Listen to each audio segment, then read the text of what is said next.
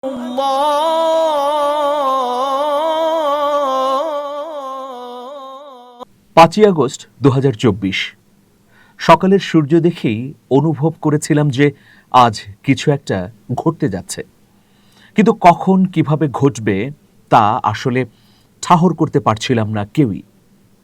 গত ৩৫ দিনের রক্তক্ষয়ী লড়াইয়ের পরিণতি কি ঘটবে আজকেই, এরকম একটা প্রশ্ন ছিল মনের ভেতর। ফজরের পর থেকেই বাসায় অবস্থান করে বিভিন্ন সাংবাদিকদের সঙ্গে যোগাযোগ, তথ্য সংগ্রহ, কোথায় কি হচ্ছে সেই সব খোঁজ খবর নিচ্ছিলাম। 12টার পর দৃঢ়ভাবে একটি সূত্র থেকে নিশ্চিত হই যে শেখ হাসিনা পালিয়ে যাচ্ছেন।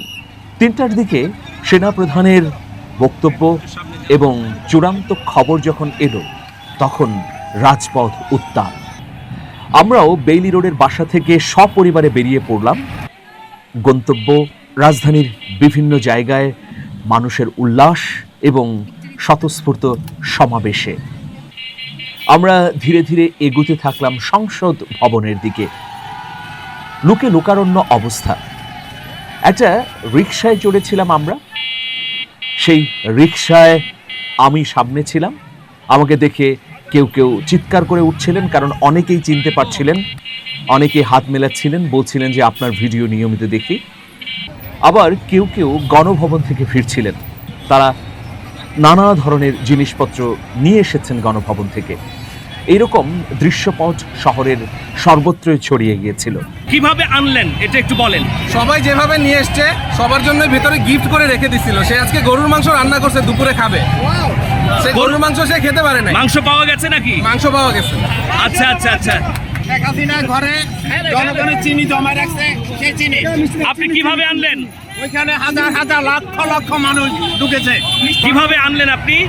গিয়ে পাইছি একজনের কাছে, তারপর ওনার কাছ থেকে কি কি নিয়ে আসছেন? শাড়ি আনছি, শাড়ি আর এইটা যা পেয়েছেন আর কি স্মৃতি হিসাবে রাখছি। কথা নেই আসে। এটা কি গণভবনের না কোথাকার বলেন আপনি? এই যে এটা এটা এটা কিভাবে নিলেন? হাত দিয়া তাই কিন্তু সংসদ ভবনের সামনে এসে থমকে গেলাম। সামনে আর এগুলাম না, কারণ লাখ লাখ মানুষ চতুর্দিকে।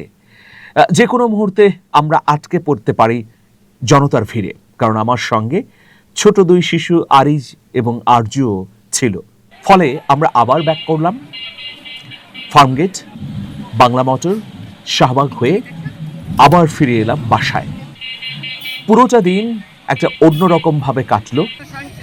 রাস্তায় বেরোনোর পর মানুষ যে চিনে ফেললো, হাত মেলালো, তাদের অনুভূতিগুলো ব্যক্ত করলো। সর্বোপরি 5ই আগস্টের গণ অভ্যুত্থানের এই মহা বিজয়ের একটা অবিস্মরণীয় সাক্ষী হয়ে থাকলাম।